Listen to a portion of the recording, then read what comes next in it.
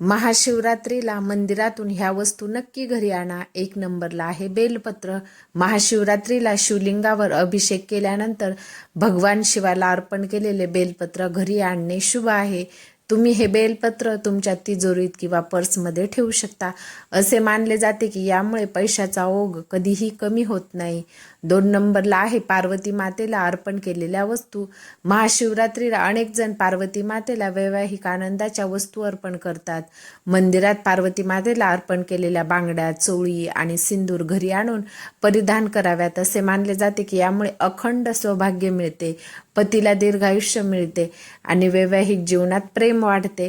3 नंबरला आहे पाणी. अभिषेकादरम्यान भगवान शिवाला अर्पण केलेले थोडेसे पाणी एका भांड्यात गोळा करा. नंतर ते घराच्या प्रत्येक कोपऱ्यात शिंपडा. तुम्ही हे अभिषेकाचं पाणी आजारी व्यक्तीवर देखील शिंपडू शकता. यामुळे नकारात्मक ऊर्जा दूर होण्यास मदत होते आणि आरोग्य सुधारते.